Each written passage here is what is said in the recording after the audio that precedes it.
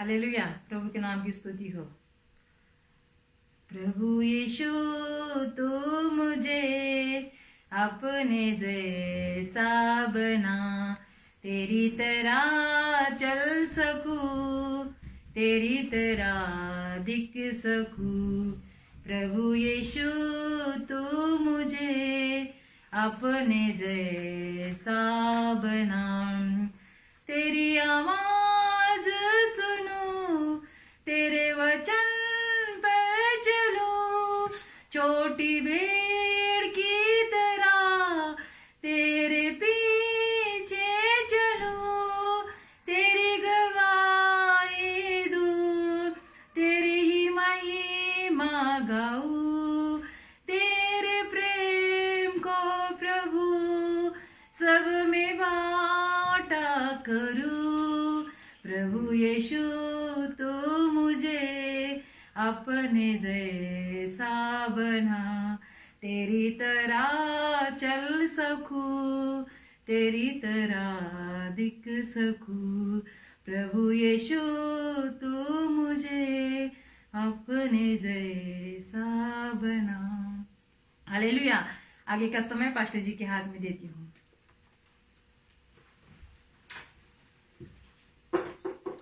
Praise the Lord. Hallelujah. परमेश्वर के नाम की स्तुति हो। फिर एक बार आप सबका स्वागत करता हूं मैं अपना प्रोग्राम यीशु मसीह के साथ हमारी जीवन यात्रा। हालेलुया। हम अच्छे हैं। हम आशा करते हैं कि आप भी आपके स्थानों में बिल्कुल ठीक ठाक है, परमेश्वर के सहायता और आशीर्वाद के द्वारा। आपके प्रार्थना के लिए धन्यवाद। हम भी बिल्कुल ठीक है और सेवकाई में भी परमेश्वर अच्छा प्रभाव डाल रहा है, इसलिए आपको भी धन्यवाद और प्रभु को भी हम धन्यवाद देते हैं। बिना देर करते हुए चले हमारी यात्रा को हम शुरू करेंगे। आज का जो वीडियो है वो एक इंफॉर्मेटिव है, जानकारी इसमें से हमें मिलेगी। हमें मालूम हो जाएगा कि यीशु मसीह के जन्म के बाद क्या क्या हलचल मच गई थी, उसके बारे में हम देखने जा रहे। मत्ती रचित सुसमाचार उसका 2 अध्याय 1 से 12 वचन तक हम देखने जा रहे हैं। तो पहली हलचल है कि जैसे ही यीशु मसीह का जन्म हुआ, पूर्व देश में जो ज्योतिष लोग रहते थे उन्होंने उस तारा को देखा और वो फिर यरूशलेम में आए, यहूदा प्रांत के, और बेथलेहम नगर में आकर वो पूछताछ करने लगे। राजा के दरबार में गए, याजक महायाजक बैठे होंगे और उनको जाकर पूछने लगे। जब आप मत्ती रचित सुसमाचार उसका 2 अध्याय 1 और 2 पद पढ़ेंगे, उसमें ये जानकारी है। उस दरबार में जाकर पूछने लगे, यहूदियों का राजा जन्मा है, वो कहाँ है? इस प्रकार से वो पूछने लगे। तो ये हलचल है, ये जागरूकता है, ये एक बड़ी हलचल, एक अच्छी हलचल है। ऐसे सबका मन उभारना चाहिए। तो मैं आपसे कहना चाहता हूं कि जो जानकार लोग हैं, जो ज्ञानी हैं, उनको फिक्र रहती है कि परमेश्वर क्या कहता है, और उनको मालूम था कि इस पृथ्वी के ऊपर एक मानवता के उद्धार के लिए मुक्तिदाता का जन्म होने वाला है। और वो मालूम होने के लिए पूरब में एक तारा चमकेगा, तब वो घटना घटी हुई है, मुक्तिदाता का जन्म हुआ है। ये उनको मालूम था और ये बहुत अच्छी बात है। हाँ, आपको और मुझको भी हमें प्रतिदिन के जीवन के लिए हमें परमेश्वर का खोजी बनना है, परमेश्वर के वचन के खोजी बनना है। प्रभु हमसे क्या कहता है, परमेश्वर की क्या मर्जी है, ये हमारा जीवन का एक रीति बनना बहुत बहुत जरूरी है। तो पहली हलचल ज्योतिष मतलब ज्ञानी लोगों के बीच में हुई। Praise the Lord. अभी दूसरी हलचल जब हम वचन 3 और 5 तक पढ़ते हैं, उसमें हम पाए जाते हैं। दूसरी हलचल क्या है? जैसे ही ये ज्ञानी लोग कहते हैं कि पूरब में तारा चमका है और उद्धारक का जन्म हुआ है, उसको हम नमन करने आए हैं। जब ये सुनते हैं तब राजा हेरोदस और समस्त यरूशलेम नगरी घबरा जाती है। क्यों घबरा जाती है? उसका कारण ये की हो सकता है, अरे मैं राजा होते हुए और हमारा राजा हेरोद रहते हुए और कौन राजा जन्मा है। ये घबराहट, अरे हमारा सिंहासन चला जाएगा, हमारा अभी सब कुछ बंद हो जाएगा। जब ये उनके जीवन में हलचल मच गई और वो डर गए, मेरे प्रियो, डर गए, इसीलिए उन्होंने क्या किया कि इमीडिएटली एक मीटिंग का आयोजन किया। हेरोदेस राजा ने अपने दरबार में याजक और महायाजकों को बुलाया और उस मीटिंग का, उस सभा का एजेंडा यह था कि मसीहा जन्मा है, वो कहाँ है। जब ये लॉन्ग चर्चा होती है, बड़ी चर्चा होने के बाद वहां के कुछ मुखिया लोग, ज्योतिष लोग तो कहते ही कहते हैं, लेकिन वहां के कुछ मुखिया लोग भी कहते हैं कि यहूदा का प्रांत बेतलहम में मसीह का जन्म हुआ है। ऐसे भविष्यद्वक्ता के द्वारा लिखा गया है। ये प्रूफ है, जो लिखा गया है हजारों साल पहले, जो भविष्यद्वक्ता ने लिखा है वो पूरा हुआ है कि वो बेथलेहम नगर में यीशु जन्मा है। बेथलेहम का अर्थ है रोटी का घर, और स्वाभाविक है, रोटी के घर को कौन छोड़ना चाहता है, रोटी के घर को कौन त्यागना चाहता है। लेकिन क्या करे प्रियो, जब जो सिंहासन पे बैठे हैं, राजगद्दी पर बैठते हैं, जब अन्याय करते हैं तो स्वर्ग का परमेश्वर वो सिंहासन बदलता है और न्यायी व्यक्ति को उस पद पे नियुक्त करता है। हालेलुया, ये हमें याद रखना है। ये बड़ी हलचल हेरोदेस राजा और समस्त यरूशलेम नगरी में मच गई है। तो वो इस प्रकार से है। फिर अभी हम देखने जा रहे हैं तीसरी हलचल क्या है। तीसरी हलचल ये है कि वो जो बेतलहम के यहूदा गोत्र के लोग हैं, उनके प्रति परमेश्वर में हलचल है। वहां स्वर्गदूत और परमेश्वर के बीच में हलचल चल रही है। और हलचल चलते समय परमेश्वर जो भविष्यवाणी जो लिखी गई थी वो क्या थी, वो कहते हैं, हे बेतलहम, तू जो यहूदा के प्रदेश में है, तू किसी भी रीति से यहूदा के अधिकारियों में सबसे छोटा नहीं। आमीन, हालेलुया।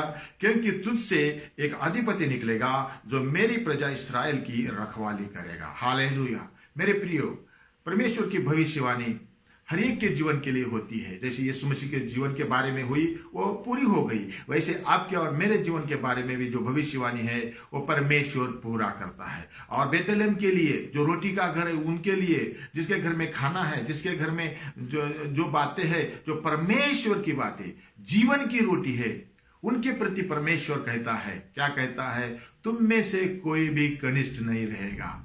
तुम जिस स्थान में है उस स्थान में नहीं रहोगे। जो कनिष्ठ है वो वरिष्ठ होते जाएगा। ये परमेश्वर की भविष्यवाणी है। परमेश्वर की दिल की कामना है, इच्छा है कि हर एक व्यक्ति उन्नति पाए। कहां? इस पृथ्वी के ऊपर जो राजा है, जो प्रजा है, वो सब लोग उन्नति प्राप्त करे। ये परमेश्वर की भविष्यवाणी हर एक के जीवन में। तो आप जिस क्षेत्र में भी है, आप जहां का वहां नहीं रहेंगे। आपका प्रमोशन परमेश्वर की ओर से है, आपका सैलरी इंक्रीमेंट परमेश्वर की ओर से है, आपके बच्चों के बच्चे, आपके जनरेशन का आशीष परमेश्वर से है। क्योंकि परमेश्वर चाहता है कि आप बढ़ते जाए और परमेश्वर की महिमा हो, परमेश्वर की महिमा हो। तो ये भविष्यवाणी आपके जीवन में, मेरे जीवन में, आपके बच्चों के जीवन में, हमारे बच्चों के जीवन में, हम सबके जनरेशन में वो पूरी हो जाए। ऐसी भी मेरी भी एक प्रार्थना आपके लिए दुआ है। हालेलुया। तो ये बात है। तो आइए और हम चौथी हलचल को हम देखेंगे। क्या हलचल मच गई थी। हेरोदेस राजा एक राजनीति का खेल खेलता है। फिर अभी क्या करें, जन्म तो हो गया है, तारा चमक उठा है, ज्योतिष लोग निकल पड़े हैं अभी दर्शन के लिए, वो तो जाएंगे ही जाएंगे, हम कुछ इंटरफेयर नहीं करेंगे। तो तब वचन में हम देखते हैं, वचन 7 और 8 में देखते हैं कि हेरोद राजा घबराई हुई अवस्था में वो क्या करता है, ज्योतिषों को चुपचाप अपने पास बुलाता है। कोई नहीं उसके पास, चुपचाप बुलाता है और उनको पूछता है, जाओ और तारा जिस जगह में रुका है और यीशु बालक का जन्म हुआ है वो पता करो। वो पता कर कर आप मुझको भी फिर वापस आकर बता दो, ताकि मैं उनको नमन करूं। वो ऐसे कहता है। लेकिन उनकी मन की मनसा ये नहीं है कि यीशु को नमन करे, लेकिन उनकी मनसा ये है कि मैं राजा होते हुए और कौन राजा जन्मा है। ये तो ठीक नहीं है। मेरे रास्ते का कांटा मुझे निकालना पड़ेगा, नहीं तो ये कांटा मुझे चूमेगा, मुझे तकलीफ देगा। क्योंकि उसकी बेचैनी बढ़ गई थी। दरबार में डिस्कशन होने के बाद भी फिर अकेले ज्योतिष लोगों को बुला के पूछता है कि ठीक समय और ठीक जगह पता करो और मुझे भी बताओ। ऐसे कहकर वो उनको भेज देता है। लेकिन मेरे प्रियो, यीशु मसीह का जन्म से लेकर सेवकाई के बाद क्रूसिफिकेशन और उसका बरियल और उसका पुनरुत्थान, ये जो हिस्ट्री है हमें पता है। यीशु मसीह की बादशाहत कोई रुका नहीं सकता। यीशु मसीह की बादशाहत को रुकाने के लिए, खत्म करने के लिए इस दुनिया में कोई भी ताकत नहीं है, कोई भी ताकत उपलब्ध नहीं है। क्योंकि यीशु जो है बादशाहों का बादशाह है, वो न्यायी बादशाह है, वो अन्यायी नहीं है। इसीलिए ना हेरोद यीशु मसीह को खत्म कर सकता है, उसकी बादशाहत को खत्म कर सकता है, ना इस दुनिया की कोई ताकत उसको खत्म नहीं कर सकती है। क्योंकि उसको नमन करना ही पड़ेगा। क्योंकि वचन में लिखा है, आखिर के दिनों में हर एक घुटना मेरे सामने टिकेगा, प्रभु के सामने टिकेगा, और हर एक जीभ कबूल करेगी, मानेगी यीशु ही प्रभु है। वचन में लिखा है। हालेलुया। इसलिए इस जगह में हम देखते हैं राजनीतिक क्षेत्र में भी हलचल मच गई, और वो यीशु मसीह की बादशाहत, यीशु मसीह को खत्म करने के लिए योजना बनाते थे लोग। हेरोद राजा में वो बना रहे थे, लेकिन ऐसा कभी भी संभव नहीं हो सकता है। हालेलुया। तो एक बात उधर हुई है, तो इसलिए हमें क्या करना है, हमें जागरूक होना है, और भी हम ज्यादा प्रार्थना में और आत्मिक जीवन में जिंदगी बिताना है, और शास्त्र का अभ्यास हमें होना चाहिए। हम वचन को सुनने वाला, वचन को बोलने वाला हम व्यक्ति बनने से हमारे लिए परमेश्वर के राज्य की आशीष मिल सकती है। परमेश्वर के राज्य में क्या हो सकता है? परमेश्वर के राज्य में शांति, समाधान, आरोग्य, और कोई भूखा नहीं रहेगा। हालेलुया। परमेश्वर के नाम की स्तुति हो। 4 हलचल हमने देखा, 5वीं हलचल को हम देखेंगे। जैसे ही हेरोद राजा उनको कहता है कि जाओ और ठीक पता करो कि यीशु मसीह का जन्म है, वापस आकर मुझको बताओ। जब ऐसे बोलता है तो ज्योतिष लोग यीशु मसीह की खोज करने के लिए और यीशु मसीह को देखने के लिए निकल पड़ते हैं। लेकिन उनको यह मालूम नहीं कि एग्जैक्ट ठिकाना क्या है। बेथलहेम नगरी में जन्मा है, लेकिन कहां, कौन से घर में, कहां, तो वो मालूम नहीं है। इसलिए वो निकल पड़ते हैं, उनकी यात्रा शुरू करते हैं। किसके लिए? यीशु को मिलने के लिए, यीशु के दर्शन के लिए वो निकल पड़ते हैं। लेकिन उनको मालूम नहीं कि अभी कहां जाए। तब मेरे प्रियो, जो पूरब में तारा चमक रहा था, वो आकाश का तारा उनका पथदर्शक बनता है, उनका पथदर्शक बनता है। जैसे वचन में लिखा है, भजन संहिता 119 का 105 में लिखा है, दाऊद कहता है कि प्रभु तेरा वचन मेरे पांव के लिए दीपक और मेरे मार्ग के लिए प्रकाश है, उजियाला है। यस, उसी प्रकार से आकाश का तारा उनका पथदर्शक बनता है। और यीशु मसीह जिस स्थान में जन्मा है, उस स्थान में जाकर वो तारा रुक जाता है, ठहर जाता है। आज के दुनिया में समझने के लिए अब गूगल मैप को देखो, आपको कहां जाना है। जब आप एक बार तय करते हैं और निकल पड़ते हैं, अगर आप गूगल मैप यूज करते हैं तो वो आकाश का जो एंटीना हमारे ऊपर लगा रहता है, और वो गूगल मैप हमें जहां जाना है वहां लेकर जाता है, वो पथदर्शक बनता है। उसी प्रकार से हजारों साल पहले जो भविष्यवाणी हुई थी वो पूरी हो गई, और आज के जमाने में भी पूरी होती है। खोजी वालों को यीशु मसीह का दर्शन हो जाता है। परमेश्वर बदला नहीं है, इसलिए आज भी वो हमें मार्ग दिखाता है, जीवन की दिशा दिखाता है, अगर हम उसके खोज में निकले हैं। नहीं तो खा पी के रहते हैं और कोई जीवन की फिक्र नहीं, तो ऐसा है तो ये हमारे लिए ठीक नहीं रहता। इसलिए यीशु मसीह की खोज में निकल पड़ना है। इसका मतलब है हम शास्त्र का अभ्यास, यानी कि वचन की वाणी सुनने के लिए, पढ़ने के लिए, सुनाने के लिए हम तैयार रहना चाहिए, क्योंकि वो अच्छा है, हमारे जीवन के लिए भलाई है, हमारे जीवन का मार्ग मिलेगा, हमारे जीवन की द्विधाएं दूर हो जाएगी, क्योंकि वो हमारे मार्ग के लिए उजियाला है। आमीन। ये हलचल। अभी 6वीं हलचल क्या है? हम देखते हैं, अब देखो यहां क्लियरली लिखा है, वचन 10 में लिखा है, जब वो चले गए ज्योतिष लोग, वो जहां तारा ठहर गया है वहां गए और पहुंच गए, और वह तारा देखकर वो भी ठहर गए, और झुककर देखा तो बालक यीशु मरियम की गोद में है। वो देखकर, तारा देखकर वो खुश हो गए। पहली बात सुने, वो पहले तारा ठहर गया, ये देखकर ही वो खुश हो गए, और खुश इतने हो गए, वचन लिखता है कि वो अतिशय आनंदित हो गए। प्रेज द लॉर्ड, अतिशय आनंदित हो गए। केवल तारा देखकर, अभी तक यीशु को देखा नहीं है, मैंने देखा बोला लेकिन देखा नहीं है, मात्र तारा देखकर ही वो अतिशय खुश हो गए। लेकिन दूसरी बात, जब यीशु को देखकर वो आनंदित तो पहले ही थे, यीशु को देखकर वो स्तुति और आराधना करने लगे। वो जैसे ही मरियम के गोद में यीशु को देखा तो उन्होंने मुंह के बल गिरकर दंडवत किया, मतलब स्तुति और आराधना किया। पहली बात, यीशु के चिन्ह और चमत्कार को देखकर हम खुश होना चाहिए। दूसरी बात, यीशु का साक्षात्कार हो जाएगा तो हम उसकी स्तुति और आराधना करने वाला व्यक्ति होना चाहिए। हालेलुया। और चौथी, उसी में से तीसरी बात, उन्होंने क्या किए, अपने पास जो द्रव्य के थैला था वो अपना अपना थैला खोलकर सोना, लोबान, गंधरस निकाल कर यीशु को उन्होंने अर्पण कर दिया। यीशु मसीह के चरणों पे उन्होंने अर्पण कर दिया। मेरे प्रियो, जब हम चर्च को जाते हैं, हम क्या करना है, तैयारी के साथ जाना चाहिए।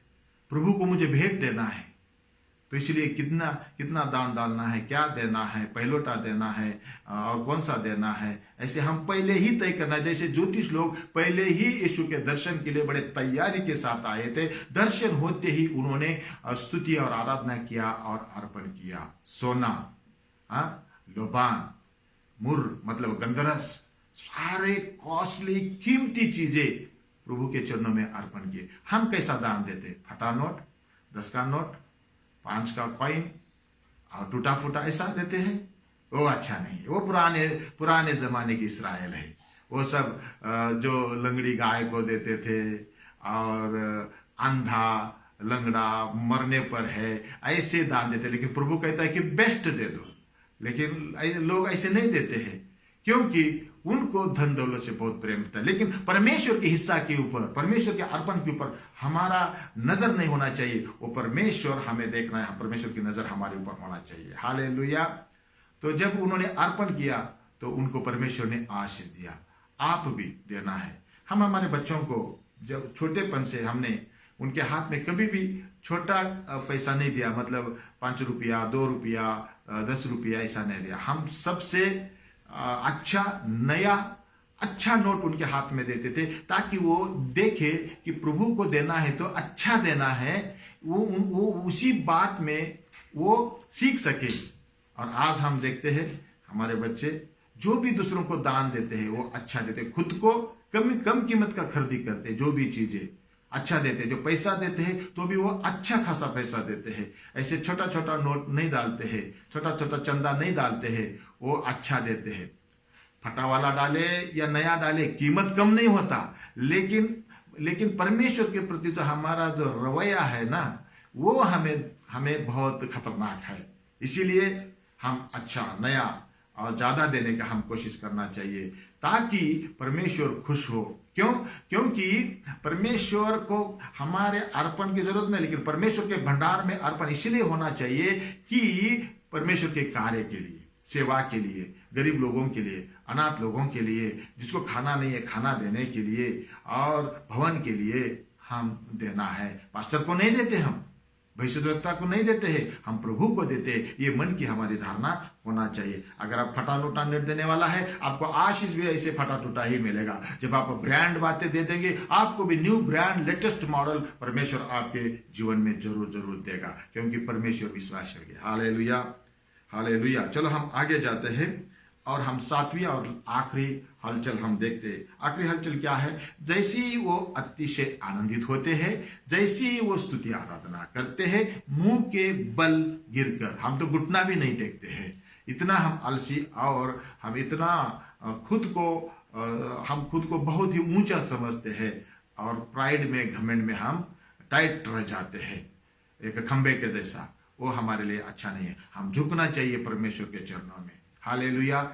किसी के सामने हाथ फैलाने से अच्छा है परमेश्वर के सामने दंडवत करना, झुकना, घुटने पे आना, ताकि परमेश्वर हमें जिंदगी भर उधर ही गिरने नहीं देगा। परमेश्वर हमें हाथ पकड़कर उठाकर खड़ा करेगा और समाज में इज्जत करेगा। हालेलुया। आखिरी बात, जैसे ही उन्होंने स्तुति और आराधना किया और अर्पण किया, तब 12 पद में लिखा है, तब स्वप्न में ये चेतावनी पाकर कि हेरोदेस के पास फिर न जाना। हालेलुया। फिर न जाना, वे दूसरे मार्ग से अपने देश को चले गए। आखिरी बात, जब हम यीशु को पाते हैं, यीशु का दर्शन हमें होता है, यीशु मसीह को मुक्तिदाता के रूप में हमारे जीवन में हम ग्रहण करते हैं, मेरे प्रिय, हम पीछे नहीं हटना चाहिए। हम पीछे के पुरानी जिंदगी में नहीं जाना चाहिए। जो छोड़ दिया छोड़ दिया, शराब छोड़ दिया, बीड़ी सिगारेट जो भी है छोड़ दिया, और जो भी है फोटो पूजा छोड़ दिया। जो पीछे जाएगा तो लूत की पत्नी जैसे नमक का खंबा होके बन गई, ऐसे ही कुछ अलग रीति से आज की 21वीं सदी में हो सकता है, क्योंकि परमेश्वर को पीछे जाने वाला स्वभाव अच्छा नहीं लगता है। वो दुखित हो जाता है। इसलिए परमेश्वर चाहता है कि हम आगे बढ़े, पीछे नहीं लेकिन आगे बढ़े। तो आगे बढ़ने की आशीष ले लो, पीछे ना जाए। निराशा में, दुख में, तकलीफ में हम डटे रहे, हम बिल्कुल दृढ़ रहे प्रभु में, ताकि परमेश्वर हमारे लिए एक अच्छा भविष्य दे सके। हालेलुया। और परमेश्वर जरूर देगा।